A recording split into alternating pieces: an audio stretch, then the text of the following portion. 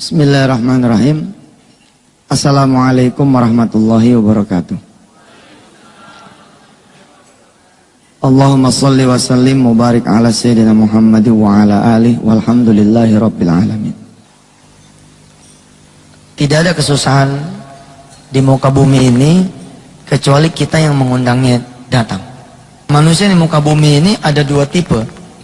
Yang pertama la ya'lamun, mereka yang tidak mengetahuinya bahwa sesungguhnya dia lagi sakit.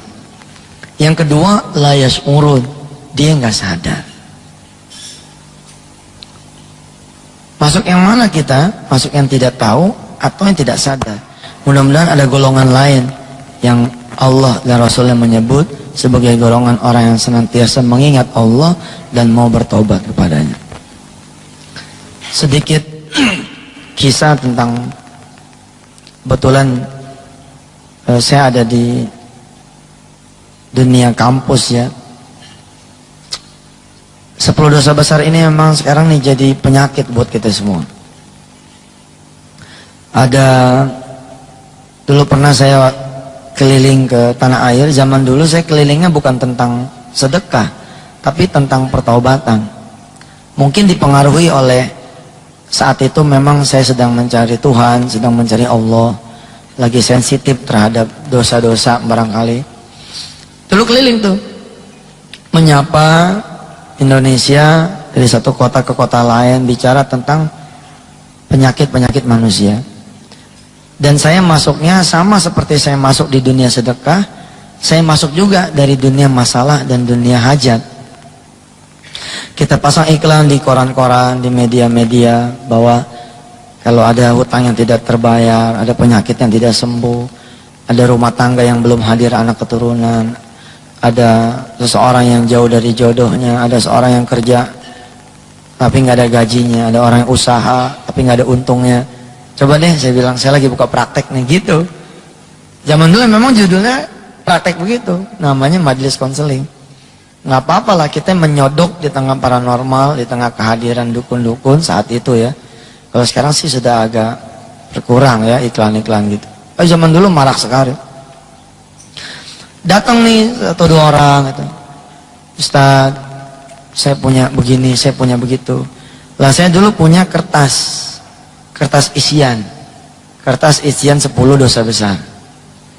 Jadi sebelum bicara tentang penyakit atau tentang masalah yang dihadapi, terlebih dahulu saya sodorin.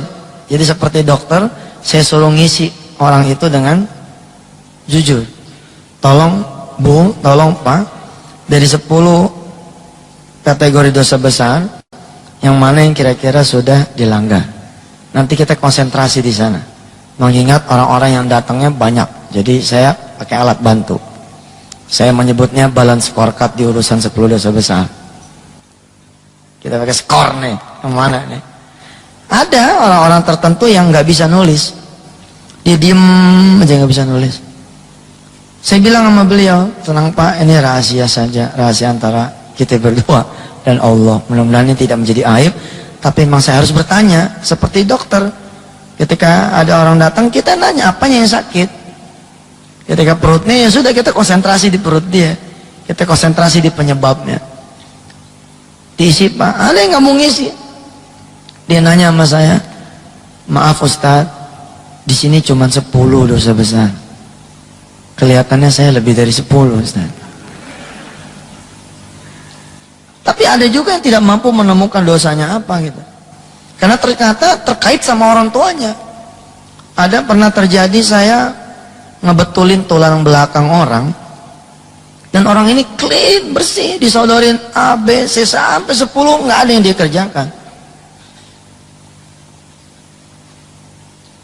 Dan dia tidak bisa duduk lebih dari 10 menit. Karena permasalahan tulang belakang. Ternyata subhanallah dia menyimpan orang tua yang dari sebelum dia lahir sebagai seorang rentenir. Jadi perilaku kemudian bapaknya itu jadi masalah di anaknya.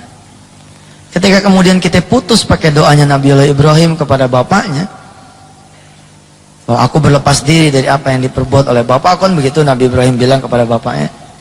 Subhanallah, kita tesnya gampang, tes duduk aja. Tes duduk kira-kira 30 menit, lebih dari 10 menit, dan subhanallah itu. Jadi saya percaya banget karena emang ayatnya pun begitu, kullun nafsin bima kasabat rohina. Semua orang tergadai dengan apa yang dikerjakannya. Saya berdiri di sini beristighfar, saya bukan orang yang paling bagus, paling benar, paling soleh. Justru kayaknya malam ini kalimat ini ditujukan untuk diri saya sendiri. Semoga mudah-mudahan kita diberi kesempatan Allah nyampe di bulan suci Ramadan, supaya Allah betul-betul kubur segala dosa-dosa kita, sehingga tidak ada lagi kesusahan kecuali Ia mengantarkan kita kepada Allah Subhanahu wa taala. Nah, ada seorang suami istri datang, mukanya bersih gitu. Muka saya masih agak-agak ada pengaruh dosa besar ya. Muka yang satu ini subhanallah nggak tega tuh kalau saya nyodorin formulir itu, karena saking kelihatannya soleh gitu. Istrinya juga masya Allah tuh jilbabnya ini panjang gitu, kayaknya nggak mungkin lah mereka berdua pelaku itu. Tapi karena saya harus tanya, iya saya tanya. Dia datang mengeluh, dia bilang, Ustaz, yang ngomong istrinya, suami saya nih Ustaz, udah 7 tahun berumah tangga tapi nggak punya pekerjaan. Dan saya bilang ya nggak apa-apa nggak punya pekerjaan, yang penting punya duit. Borok Ustaz. Saya pegel sama dia, suaminya diem gitu. Dia cerita selama ini dia menjadi guru di salah satu SMU negeri. Hidupnya dari dia punya gaji. Terus saya tanya kalau emang nggak punya pekerjaan, emangnya nggak nyari? Dia bilang nyari Ustaz. Tapi setiap dia nyari kerja, duit saya habis. Kok gitu? Iya, asal mau nyari kerjaan, pakai duit saya 20.000, 20.000, 20.000, 7 kali udah 140 Ustaz. Gaji saya berapa? Kalau emang nggak kerja, kenapa nggak usaha? Saya lebih ngeri lagi Ustaz. Begitu kata si istri. Kalau usaha ujungnya utang, utang, utang. Hidup tuh memang ujian, tapi kalau hidupnya ujian terus, ada dua. Pertama itu bukan ujian, itu azab. Yang kedua emang blow on, nggak naik-naik, diuji terus sama Allah. Ya ada kesempatan resnya lah, nikmatin dulu hasil ujian dan naik dulu. Tahu udah di atas nih, uji lagi, wajar begitu. Tapi kalau hidup tuh isinya ujian terus, diberondong terus. Ya seperti bahasanya Al-Quran, kullama nadijat juluduhum baddalnahum juludan ghairaha. Setiap kulitnya terkelupas, aku ganti dengan kulit yang lain, tapi aku bakar lagi, terkelupas lagi, bener lagi, bakar lagi. Nah kalau sampai kayak begitu, khawatir kita jangan-jangan emang kita bukan dalam suasana ujian, tapi suasana yang azab. Saya perhatiin baik-baik nih orang. Oke dah, saya bilang kita mulai aja dah. Nomor 1, jangan-jangan ada perilaku syirik kali, mempersekutukan Allah. Di rumah ada sesuatu nih yang kita percaya dengan sesuatu itu rizki jadi bertambah, kemuliaan jadi bertambah, kewibawaan jadi bertambah, ada keselamatan segala macam. Yang masuklah kategori kita, kategori orang-orang yang sudah berbuat kemusyrikan. Dia tolak. Enggak, saya enggak begitu Ustaz. Langsung yang nomor 2. Nomor 2, kalau memang syirik tidak, sholatnya bagaimana? Sholat, begitu ditanya tentang sholat, sahabat yang satu ini megang jenggot. Sholat ya Ustaz gitu.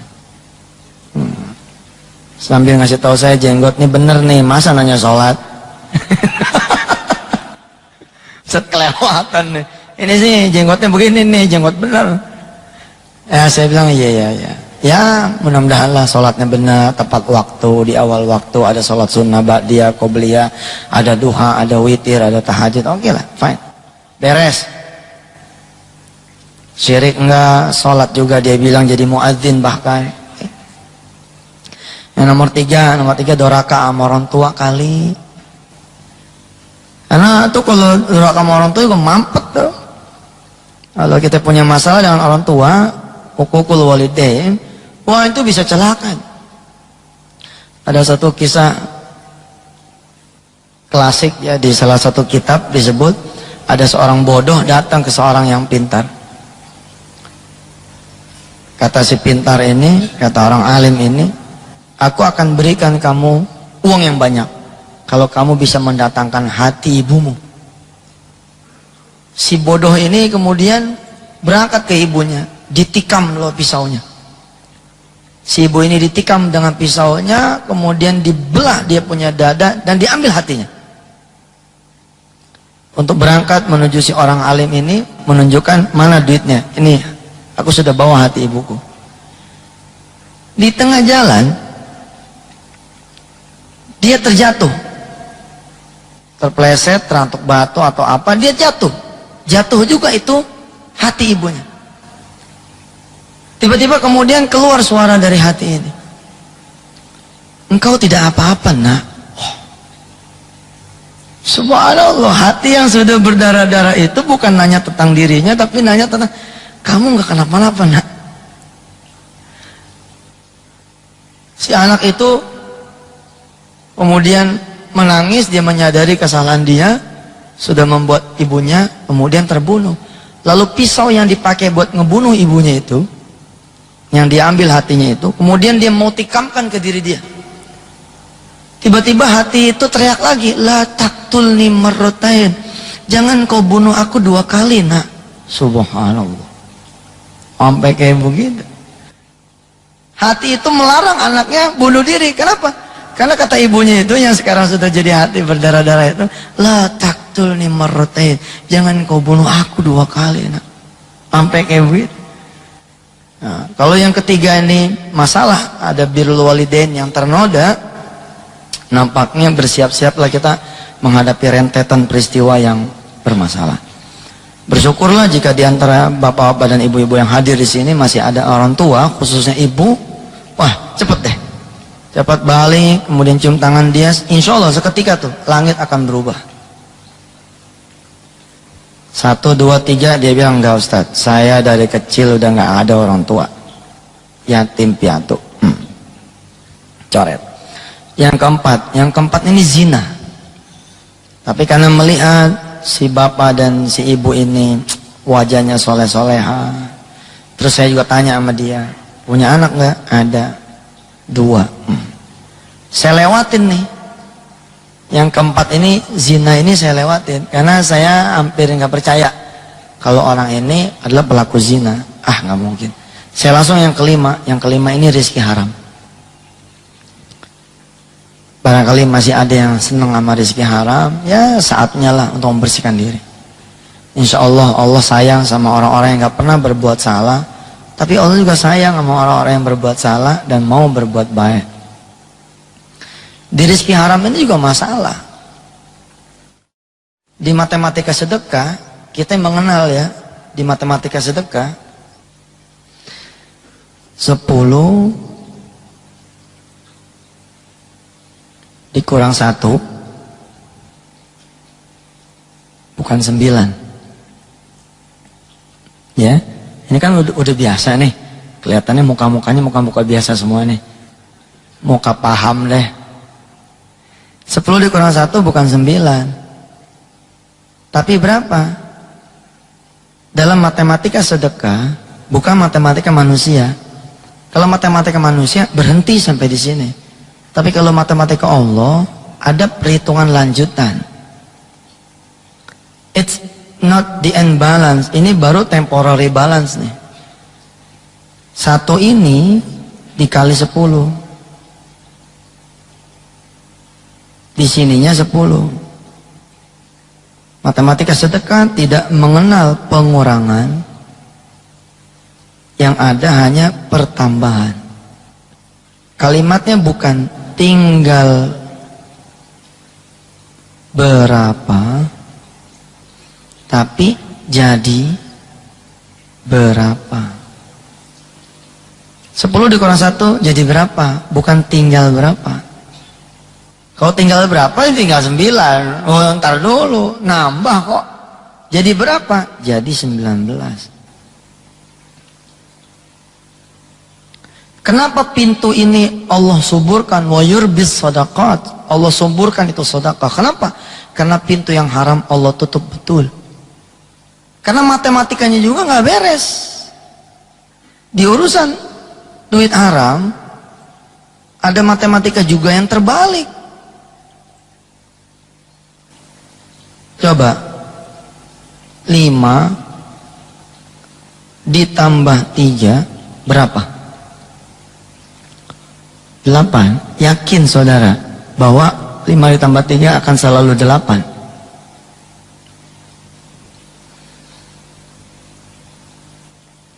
Look in the left side. Lihat di sisi yang kiri ini. Ternyata 10 dikurang 1 enggak selalu 9. Berarti 5 ditambah 3 enggak selalu 8. Bisa berapa? Bisa min 2 loh.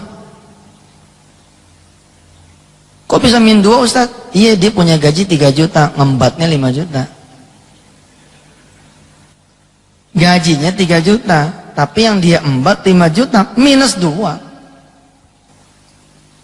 Minus 2 ini selalu sebulan lah, kalau 12 bulan operasi jantung bos. Kenapa 24 juta?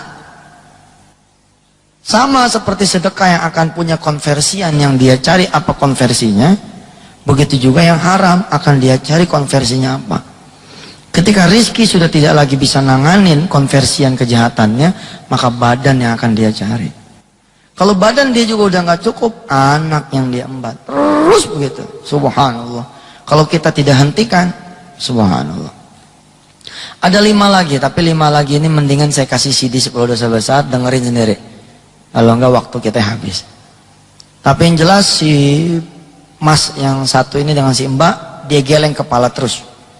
Nomor 6 ini geleng, nomor 7 ini geleng, nomor 8 geleng, nomor 9 geleng, nomor 10 geleng, bersih, clean. Gampang, saya sebagai seorang dokter, bukan dokter seperti prima, tapi dokter masalah. Kalau semua orang itu geleng kepala tanda nggak pernah melakukan 10 dosa besar, ya wes itu ujian, tinggal sabar. Tapi ada satu yang belum saya tanya, yang nomor 4. Cuman mencermati kalimat di awal, istrinya masih kerja jadi guru. Dalam hati saya, jangan-jangan dia berzinanya bukan sama istrinya, sama orang lain. Ya deh, saya keluarin dulu tuh istrinya. Udah lama nih saya tidak melakukan agenda konselingan seperti ini. Yang terjadi kita ya sedekah. Padahal ngulitin orang dari sisi pertobatan tuh, waduh, itu seperti meribon orang, melahirkan orang lagi dari awal lagi. Simpen istrinya keluar, saya bilang, Mbak tolong keluar sebentar, saya mau ngomong antar laki-laki nih. Mbaknya keluar, kunci pintu, kemudian saya duduk lagi, saya bilang, Mas maju sini. Ada satu loh yang belum saya tanya. Kelihatannya tahu deh yang belum saya tanya apa. Nangis dia peluk, iya Ustaz, kayaknya saya tahu yang mau ditanya apa. Iya, yang mau ditanya adalah zina. Have you ever do zina? Apakah Anda pernah melakukan zina? Kalau pernah, wah subhanallah, berat urusannya. Udah saya bilang, udah simpen tangisannya, ambil wudhu, sholat. Insya Allah, Allah menyediakan ampunan yang sama besarnya dengan dosa kita. Atau malah mau bigger than our sin, lebih besar daripada kita punya dosa.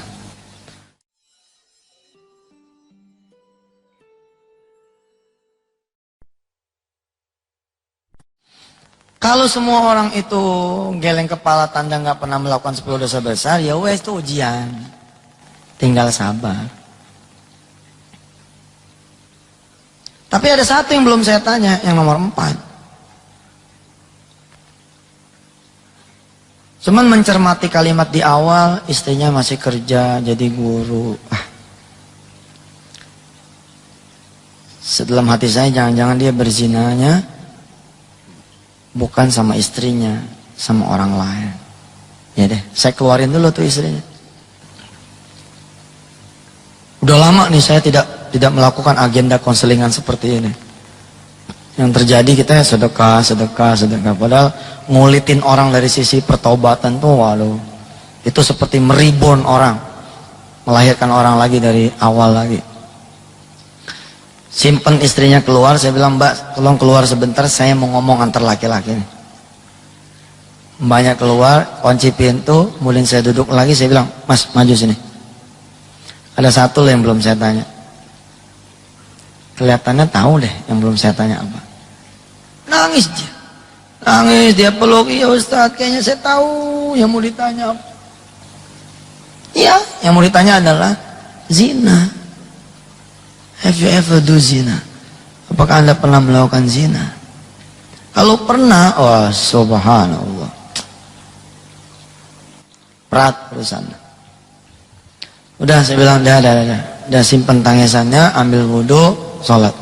Insya Allah, Allah menyediakan ampunan yang sama besarnya dengan dosa kita. Atau malah mau bigger than our sin, lebih besar daripada kita punya dosa. Itu waktu dia sholat taubat seperti tidak ada di dunia. Oh, kayak apa taubat? Setelah selesai, dia kemudian bertanya, Ustaz, apa sih hubungannya antara zina dengan saya, kok tidak dapat pekerjaan selama 7 tahun? Yang pertama, memang Allah yang bilang begitu. Wala yad'una ma'allahi ilahan akhara wala yaqtuluna an-nafsa allati harramallahu illa bil haqqi wala yaznun. وَمَنْ يَفْعَلْ ذَلِكَ يَلْقَ أَثَامًا يُضَاعَفْ لَهُ الْعَذَابُ يَوْمَ الْقِيَامَةِ وَيَخْلُدْ فِيهِ مُهَانًا إِلَّا مَنْ تَابَ وَآمَنَ وَعَمِلَ عَمَلًا صَالِحًا فَأُولَئِكَ يُبَدِّلُ اللَّهُ سَيِّئَاتِهِمْ حَسَنَاتٍ wa kana Allahu ghafurur rahima. Jangan berbuat syirik, jangan membunuh orang tanpa hak, dan jangan berzina. Kalau ada di antara Anda yang melakukan perzinahan, kata Allah, maka yalqa athama, aku akan kalungkan dengan kalung kesusahan. Gila ya, dikenain kesusahan aja udah susah, apalagi dikalungin dengan kalung kesusahan. Subhanallah. Yang kedua, an-nikahu miftahur rizki. Ya, saya senang ngomong begini karena masih banyak teman-teman saya yang muda-muda. Walaupun zina mah nggak urusan yang muda, yang tua juga bisa keselimpat. Tapi peluang yang muda lebih besar. Nih kita ini bawa kacau nih. Kalau nggak ada benteng yang benar hari gini, saya senang loh kemarin menikahkan Rindang di Madinah kemarin. Kita tanya dari hati ke hati. Karena sebelum melangsungkan pernikahan ada pertaubatan dulu. Karena pernikahan itu bukan pertaubatan, bos, sunnah. Jangan mentang-mentang, gue udah nikah, gue udah taubat. Ntar dulu, lu belum taubat.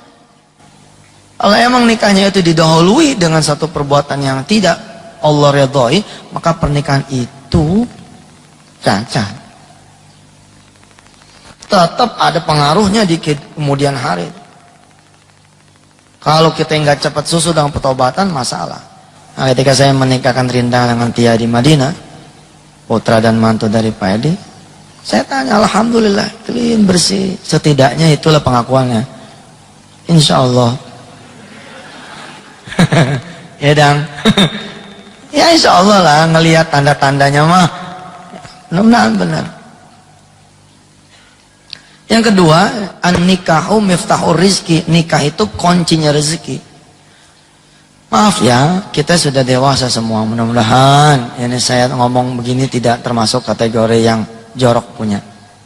Nikah itu kuncinya rezeki. Punya lelaki itu kunci, punya perempuan itu pintu. Kalau kunci kita pakai pada bukan pintunya, maka apa yang terjadi? Kuncinya patah, pintunya rusak.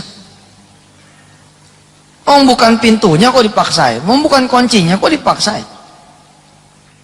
An-nikahu miftahur rizki. Nikah kuncinya rezeki. Berarti jika ada orang memakai kuncinya bukan pada pintunya, maka rusaklah rizkinya. Kalau kita sepakati satu hal bahwa rizki itu tidak harus selalu berupa uang. Maaf ya, ini buat muhasabah diri sendiri. Saya tidak sedang bermaksud menyinggung satu demi satu di antara saudara-saudara semua. Ini benar-benar buat diri sendiri. Nggak boleh kita nilai orang lain. Apa maksudnya? Kalau kita sepakati rizki itu bukan urusan duit, anak juga rizki, kesehatan juga rizki, hasil usaha juga rizki, gaji bulanan juga rizki. Lah kalau kita kemudian kecemplung di urusan perzinahan, bisa dihapus sama Allah. Ada orang-orang yang kemudian berumah tangga terus nggak bisa punya anak karena patah urusan rizkinya berupa anak. Ada yang anak dapat seperti beliau tadi, pekerjaan nggak pernah dapat. Ada yang pekerjaan dapat nggak ada gajinya, benar-benar dihilangin sama Allah, hilang. Ada yang usaha nggak ada pernah ada untungnya. Bener loh Pak, dapat tender, di akhir tender, dia malah kemudian harus nggak ada rumah, nggak ada mobil segala macam. Tuh kalau dia nggak cari tuh. Tapi ingat saya bilang, ini muhasabah buat diri sendiri. Jangan sampai saudara reuni nih sama teman-teman. Begitu reuni, saudara nanya, anaknya mana mas? Oh saya belum punya anak. Zina. Itu buat diri kita sendiri. Giliran yang nggak punya anak nanya, sampean kerja di mana? Waduh mas, saya nggak bisa, ya kerjaan sampai sekarang susah. Zina. Patah rizkinya berupa pekerjaan. Ya, betul. Salah. Minimal tuh dua dah gitu. Terus dia cerita, iya ustaz, hakada wa hakada, begini. Saya mah cuma nyari sebab, bukan mau ngorek. Oh sudah ketemu, ya sudah. Panggil istrinya. Dan insya Allah nih, dalam hitungan waktu, seminggu, sebulan, 2 bulan, insya Allah hidup ibu dan bapak udah. Emang apa sih ustaz yang ditanya? Udah nggak perlu tahu, pokoknya mah bagus. Harus dirahasiakan. Zaman dulu barangkali makanya Pak, jagain anak-anak, istri jagain suami, suami jagain istri. Bukan jagain dengan awas Bapak, bukan, dengan doa. Betul, lindungi anak keturunan kami dari perbuatan-perbuatan yang keji, dari perbuatan-perbuatan. Kenapa coba? Doa, maaf ya, doa cebok, coba urusannya apa coba? Allahumma inni a'udzubika minal khubuthi wal khoba'ith. Dan doa itu dilalanya udah tidak lagi dipakai loh sama kita. Kalau orang dulu kan disiplin tuh. Kalau ngepop, kalau buang air kecil atau apa, mesti bacet. Allahumma inni aku ya Allah berlindung. A'udzubika minal khubuthi wal khoba'ith. Dari kekejian, dari keburukan. Coba rahasianya apa tuh coba? Karena Allah tahu kalau nggak dilindungi sama Allah, nggak diprotek sama Allah. Alhamdulillah barangkali doa-doa kita, anak-anak kita bisa selamat sampai ke jenjang pernikahan, nggak ada masalah dengan calon suaminya, nggak ada masalah dengan calon istrinya. Atau suami ibu digodain terus sama orang, tapi karena ibu terus-terusan mendoakan tiap malam, selamat.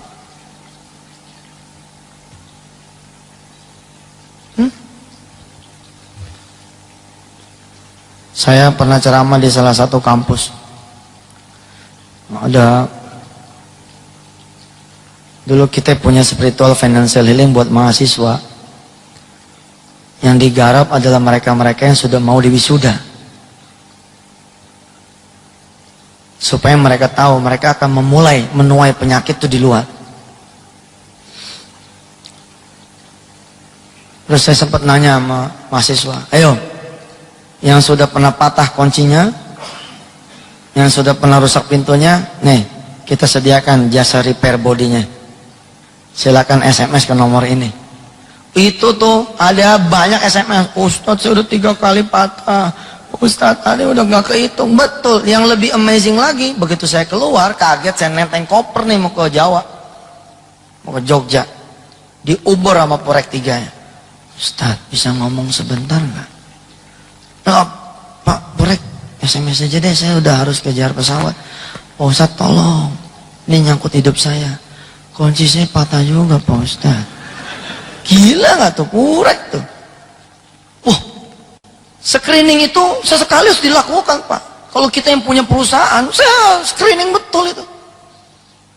Kita yang nggak mau perusahaan kita kemudian dikotori dengan perbuatan-perbuatan dosa orang-orang yang kita nggak tahu judulnya. Kita nggak boleh bilang begini, Ustadz itu kan yang melakukan anak buah kita. Kenapa jadi kita ikut tanggung? Saudara, ada 2 orang di satu ruangan, udah mandi, pakai minyak wangi bersih, betul. Datang tamu ketiga, kotor, agak mandi, bau. Kira-kira di satu ruangan itu, ada pengaruh nggak tuh orang yang ketiga? Pengaruh Pak. 4 direksi, 2 ahli zina, masalah nih keuangannya 00, 50-50. 51 karyawan, 33 salatnya terus. Hanya 18 nih yang sholatnya on time, masih kalah tuh.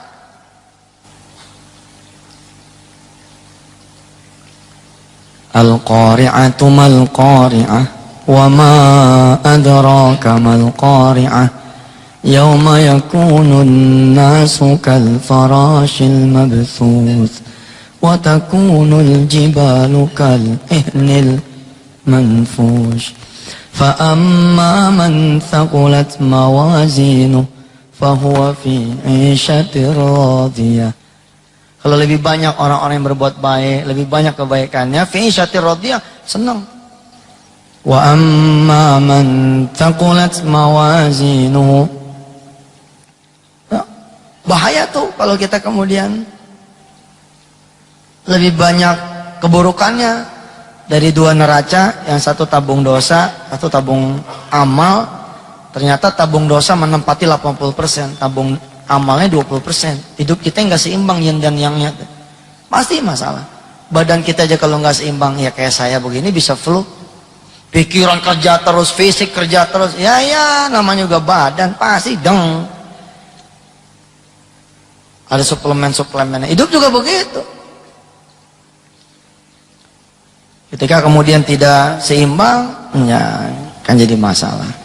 Alhamdulillah kita punya Allah luar biasa. Apa dia bilang? Nabbi ibadi innani anal ghafurur rahim. Kabarkan kepada hamba-hambaku, sesungguhnya aku adalah Tuhan yang memiliki ampunan yang begitu luas dan sangat penyayang. Kalau sekiranya kita punya Tuhan pemarah, habis dunia langsung dibalikin.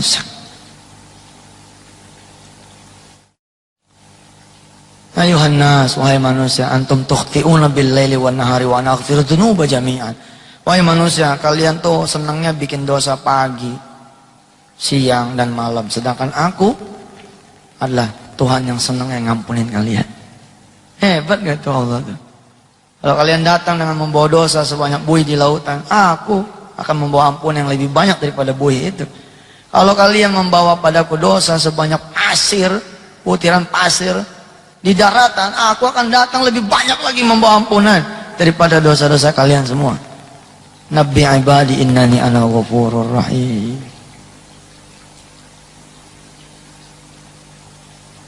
Alhamdulillah. Ini muka-muka di depan saya mah muka orang soleh-soleha. Ya kelakuan emang gak ada yang tahu kan. Tapi setidaknya ya mudah-mudahan betul-betul kita berdoa kepada Allah, ya Allah, Rabbighfirli wali walidayya warhamhuma kama rabbayani shaghira. Ya. Jadi kalau ada yang kehidupannya doyong, ada masalah, checklist berdua. Checklist berdua dengan jujur. Bilik pengaduan kita di atas sejadah. Kenapa? Karena kata Tuhan, akulah as-sattar, akulah yang maha menjaga rahasia. Jadi jangan ngadu sama orang deh untuk urusan dosa, sebab bisa merembet kemana-mana. Kenapa ada satu rahasia tuh nggak tahu hijab, ada hijabnya? Kalau katanya sih begitu, saya belum pernah ya ngelihat langsung tuh bilik pengaduan. Karena tidak ada orang yang bisa menjaga rahasia. Tapi Allah, ya sattar, dialah yang maha menjaga rahasia. Kita ngadu sama dia, besok udah terang, insya Allah. Makanya nanti ya sempetin begitu pulang ke rumah, di perjalanan tafakur sebentar aja. Asal jangan dilihatin sama istrinya. Nih diam-diam kenapa nih? Dosanya apa sih mas? Enggak, pengen tahu aja, nggak apa-apa. Udah, ini aku aja sama Allah. Nomor 4 ya. Jangan ya, udahlah antara kita sama Allah saja. Kalau tadi saya buka praktek gitu, ini kan emang saya harus buka praktek, emang saya harus nanya. Yang namanya orang yang tidak mampu, kemudian apa namanya, mengenali dia punya dosa, mengenali dia punya kesalahan. Betul loh Pak. Mana ada sih juga manusia yang gak punya dosa ya? Tapi ya itulah saya bilang, untung Allah itu Maha Pengampun. Nah Bapak Ibu yang dirahmati Allah, yang menarik saat itu, kenapa saya senang bicara di kampus, cerita tentang spiritual dan financial healing, karena emang banyak sekali kejadian-kejadian. Saya bilang kalau laki-laki itu banyak di urusan ekonomi bos, karena judulnya kuncinya doang nih patah, tapi kalau pintu kan fisik, sehingga banyak perempuan-perempuan yang larinya itu apa? Kanker rahim, kista, kanker payudara. Saya lagi maaf, kita tidak sedang memuhasabahkan orang lain. Belum tentu dia itu azab, belum tentu. Belum tentu. Tapi kalau dia sudah sadar, maaf ya, dia punya kehormatan, dia sendiri yang membuka untuk dinodai orang lain, wajar kalau kemudian badannya berontak sama Allah Subhanahu wa taala. Dia nggak mau. Badan itu dihuni oleh ruh yang kayak begitu, ya panas, Pak. Emang gampang apa kena kanker rahim? Emang gampang apa kena kanker payudara? Emang gampang apa kena penyakit-penyakit yang, ya maaf ya, naudzubillah min dzalik, berat. Nggak gampang. Mudah-mudahan kalau memang ada di antara kita yang punya penyakit-penyakit yang kayak gitu, berhusnuzon saja sama Allah. Ustaz saya nggak pernah berzina kok. Saya nggak pernah gini. Ya sudah, alhamdulillah. Mudah-mudahan Allah menganggap itu memang bukan satu hal yang apa. Nah yang menarik, ketika saya lagi ngonselingin orang, ada satu anak muda, gagah, tinggi, besar, berpakaian uniform salah satu BUMN. Setiap kali tamu selesai, saya suruh dia masuk, nggak mau. Tamu selesai, suruh dia masuk, nggak mau. Dia mendahulukan orang lain terus sampai kemudian tengah malam. Baru tengah malam masuk dia. Umurnya 28 tahun. Pakaiannya uniform. Salah satu BUMN besar lah. Saya bilang sama dia, wah ini anak muda nih, sepantar sama saya. Oh datang ke sini. Yang datang ke sini emang mestinya yang bermasalah. Saya bermasalah Ustaz. Apa yang bermasalah? Saya sopir Ustaz. Pakaiannya memang uniform BUMN besar, tapi ternyata dia sopir. Tapi ya what's your problem gitu men? Apa yang jadi masalah Anda emang kenapa dengan posisi sopir? Lebih bagus Anda kerja jadi sopir daripada enggak sama sekali.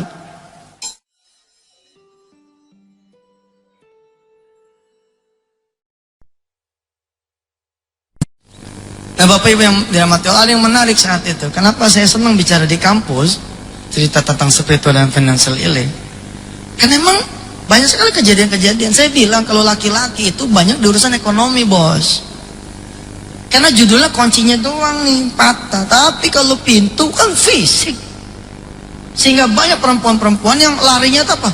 Kanker rahim, kista, kanker payudara.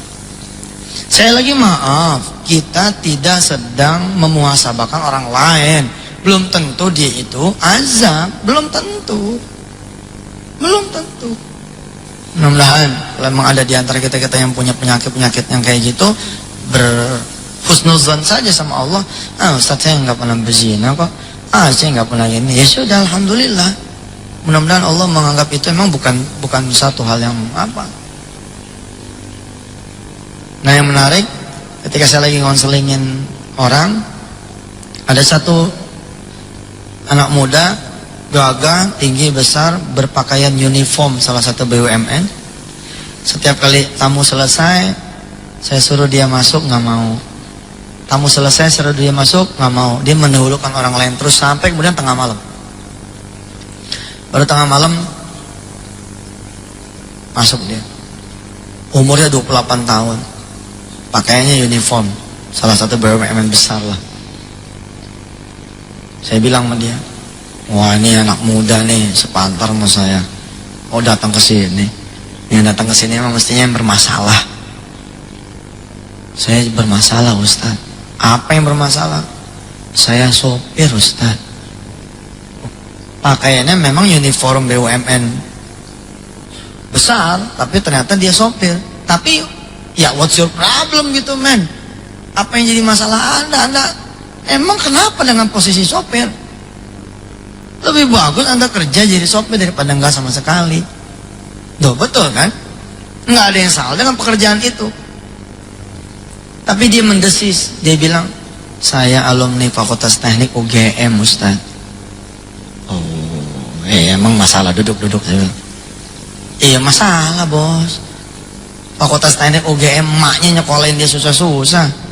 Maaf, bukan berarti kita merendahkan pekerjaan sopir. Perlu kita due diligence lagi nih. Perlu kita gali lebih lanjut. Kalau dia jadi sopir, in the first year dia keluar, fine. Itulah ujian buat dia. Next will be better. In the second year-nya, the third year-nya. Ternyata ketika saya tanya dari tahun berapa yang terjadi sopir? Dari 96. Nah sekarang tahun berapa? 2003. Saat itu ya, 7 tahun. Berarti kan Allah kunci ini deadlock, dikunci jadi driver. Memang masalah, fine, baik. Langsung ngebut nih, karena ini anak muda, langsung saya bilang nomor 4, Ceng, ente zina ya? Enggak Ustaz, oh enggak. 96 jadi sopir. Saya tanya sama dia, emang lulusnya tahun berapa mas? 97. Berarti 1 tahun sebelum Anda lulus, Anda udah jadi sopir? Iya Ustaz. Dulu mah iseng doang. Dia tidak menyangka kalau Allah kemudian yang menaruh dia di situ. Awalnya cuman iseng, sambil nungguin kerjaan, sambil nungguin lulus, sambil nungguin wisuda, dia jadi sopir, salah satu manajer di BUMN tersebut. Setelah begitu lulus, si manajer minta ijazahnya supaya walaupun kerja pribadi sama dia bisa dapat double gardan, dapat gaji dari si BUMN tersebut juga. Jadilah kemudian gaji dia 2,8. 2003 2,8 gede sekali, tapi dia nggak nyaman. Kenapa? Karena dia punya masalah di status sosial. Kok Anda ya? Aku nipu orang tua aku nipu istriku, aku nipu keluarga aku kalau aku ini kerja sebenarnya sopir. Itu memang menyiksa. Lah kan cara Allah menyiksa, bukan cara kita ya. Halus gitu cara Allah nyiksa itu, pelan-pelan. Kadang-kadang ada juga jegrek gitu sekaligus ada.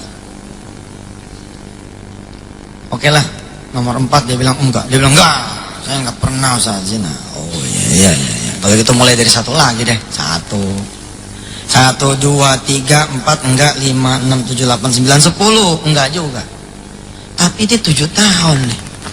Nggak mungkin saya bilang masa ujian sampai 7 tahun. Anak SD aja 6 tahun ujian 6 hari. Masa situ kuliah 4 tahun ujian 7 tahun. Ntar dulu nih. Tiba-tiba saya ingat tentang teori kunci patah. Jangan-jangan dia nggak patah, somplak doang nih. Nah mahasiswa tuh, ini penyakit mahasiswa. Makanya next mungkin bisa kita adain sebelum lulus, kita ceramain yang begini ya. Karena banyak mahasiswa-mahasiswi kita yang tidak patah kuncinya, tapi somplak, betul-betul somplak. Saya tanya masih laki-laki ini, Mas, barangkali ente memang tidak berzina. Kalau mendekati zina gimana? Nah, kalau mendekati zina itulah Ustaz. Tiap minggu Ustaz, tiap malam. Kenapa nggak bilang dari tadi? Ustaz kan nanyanya zina. Iya benar juga, gue nanya zina. Oh masalah loh. Betul masalah. Kalau dia benar-benar telak berzina, dia sama sekali nggak kerja bas, nggak kerja at all, sama sekali. Lihat rahasia Allah. Apa Ya, untunglah dia tidak berzina, dia cuma nyerempet zina. Ya Allah, kunci di situ. Kita lelaki masukin perempuan satu, nggak ada sernya, nggak ada apa, tapi berdua. Sementara kita punya bon 30 nih, 30 tagihan.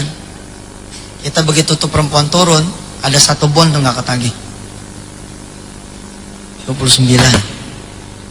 Ada pengaruhnya, anginnya tetap datang. Ternyata jadi apa lama nih perempuan. Lewat situ disamain jamnya. Naik, tadinya nggak ada ser, sekarang ada ser. Tadi nggak pegangan tangan, tuh tagihan 30, jadi tinggal 25. Besok meningkat lagi 20, besok meningkat lagi 15, besok meningkat lagi tinggal 10, yang 20 udah nggak ketagih sama sekali. Begitu kemudian dia berzina, tokonya yang tutup. Kira-kira seperti itu cilokanya.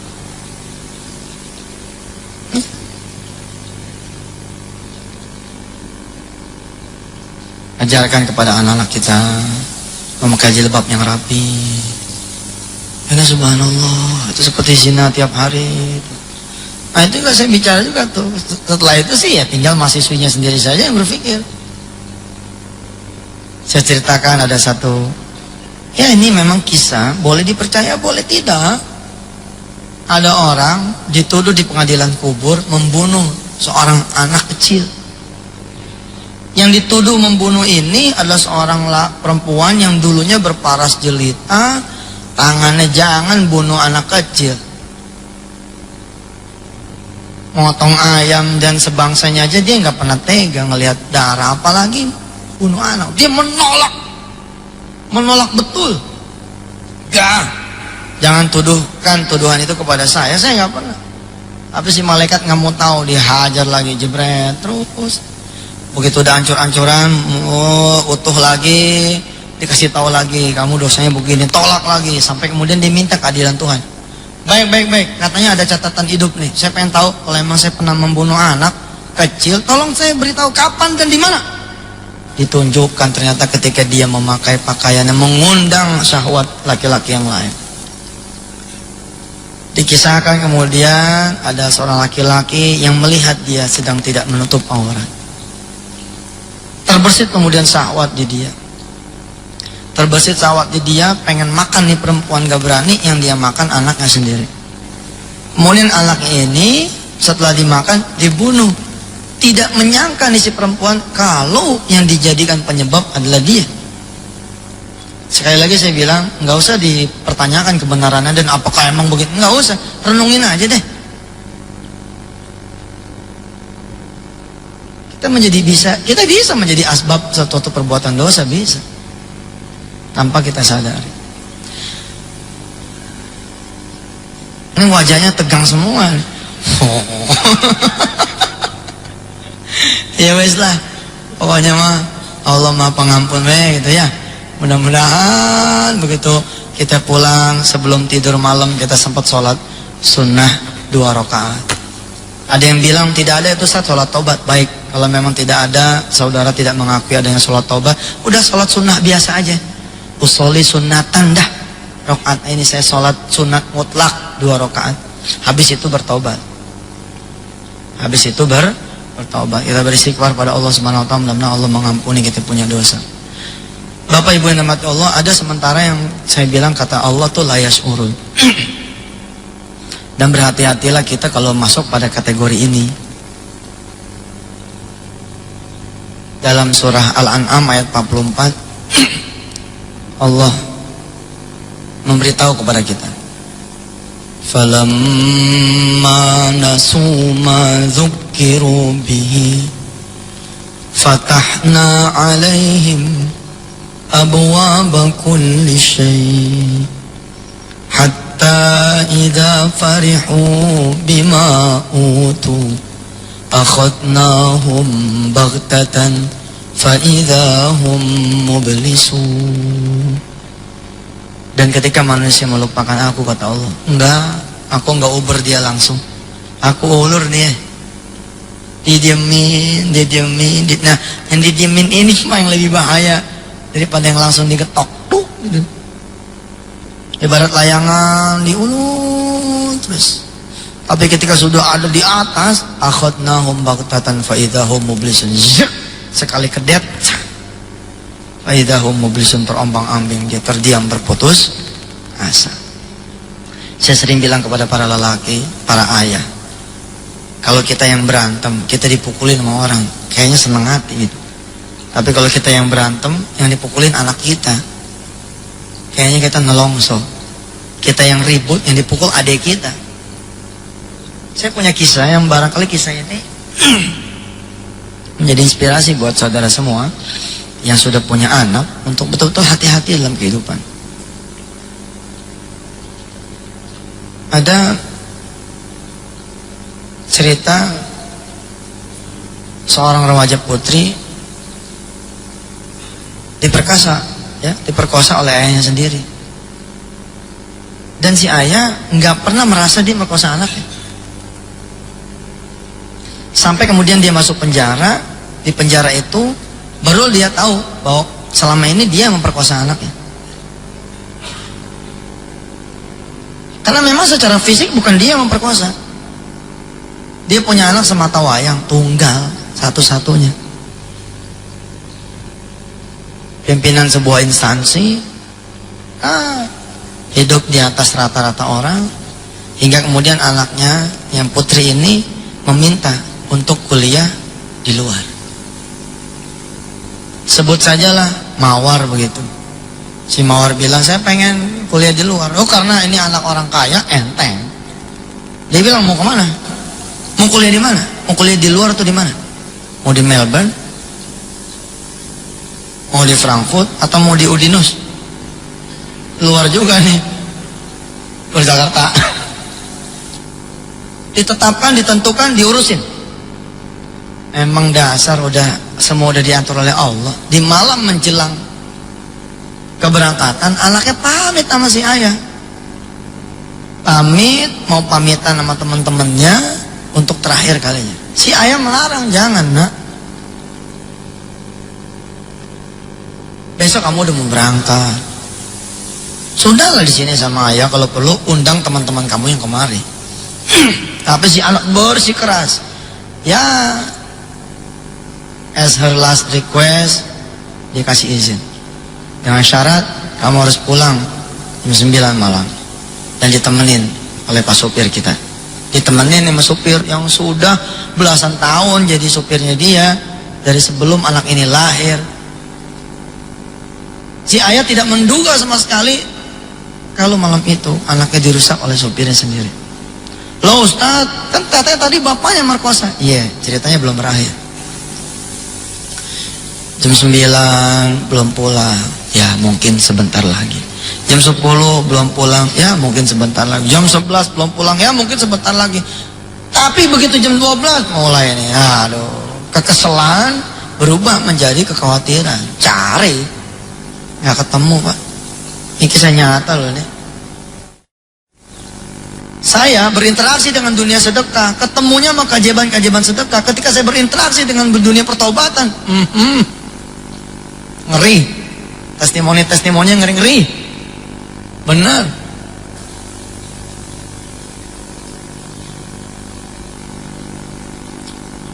Dan Allah lindungin kita dari merusak kita punya anak keturunan tanpa kita sengaja. Allah karim, diantar anaknya besok sama petugas Polres. Udah bubar dah tuh, rencana pergi ke luar negeri bubar dah. Petugas Polres nganterin anaknya menjadi korban perkosaan dan diidentifikasi yang merkosa adalah sopirnya sendiri. Unbelievable, anak ini digendong oleh sopir itu, dianterin ke sana kemari, udah seperti anaknya sendiri. Menyesal dia seumur hidup, kenapa dia tidak antar anaknya di hari terakhir itu. Sudah begitu urusannya. Allah kalau sudah mau jatuhin, udah nggak bisa bergerak. Kalau udah kehendak Allah tuh menjatuhkan kita di lubang, udah dah. Menghindar pun juga udah nggak bisa. Saya sangat mengarifi itu yang begitu-gitu. Udah, kalau udah kehendak Allah ya sudah. Saya cuma bisa pasrah kepada Allah.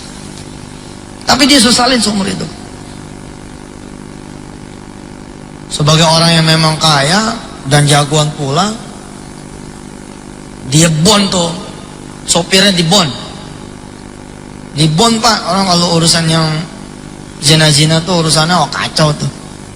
Dibon, pokoknya bayar buat digebukin.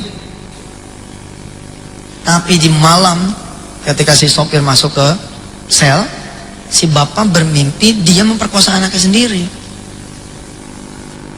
Lah datang itu dalam keadaan gila, karena 7 hari berturut-turut mimpinya itu dia memperkosa anaknya sendiri, nggak ketemu tuh. Sampai kemudian dia datang ke sebuah pengajian zikir, dibukain tuh sama sang Habib bahwa wajar kalau kemudian Allah mengidentifikasi Anda sebagai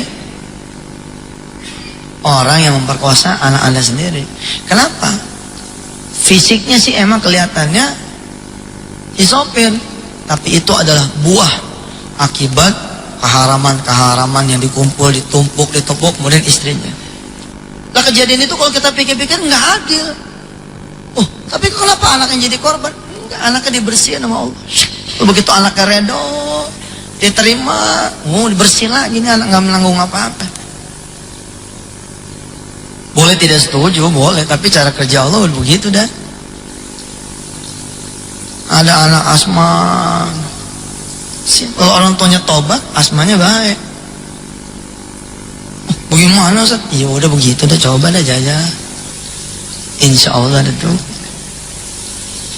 Ada loh anak yang terbaring lemah, orang tuanya yang bersihin dirinya, anaknya kemudian keluar. Karena bawa energi negatif tuh si anak. Bapak Ibu dan mati Allah, ada 5 nih yang belum kita bicarakan. Dan memang sesi spiritual healing ini sesi berat, buat saya pun berat. Saya kasih bocoran, yang terakhir itu gibah. Yang 10 itu, urutan nomor 10 itu ngomongin orang. Berat tuh ngomongin orang, adanya di level 10. Kenapa dia ditaruh di nomor 10? Dia zina enggak, doraka kamu orang tua enggak, tukang makan rezeki haram enggak, tapi yang dia omongin punya 9 dosa besar, nyemplung ke dia semua itu. Oh, iya betul itu. Sekali lagi ya, dia bukan pezina, dia bukan birrul walidainnya bagus, dia bukan pemakan duit haram, tapi kebenaran yang dia omongin itu yang punya 9 dosa besar. Lah memang udah begitu, kata Rasulullah, siapa orang yang ngomongin orang, maka keburukan orang itu buat dia, kebaikan orang itu buat yang diomongin. Jadilah dia nomor 10 tuh, botol, tutup botol. Tapi dia juga paling besar sendiri itu, makanya dijaga nih omongan. Mudah-mudahan kita semua terlindung dari perbuatan-perbuatan yang tidak Allah ridhoi. Subhanakallahumma wa bihamdika asyhadu an la ilaha illa anta astaghfiruka wa atubu ilaik. Walhamdulillahi rabbil alamin. Terima kasih. Hadanallahu wa iyyakum ajma'in. Assalamualaikum warahmatullahi taala wabarakatuh.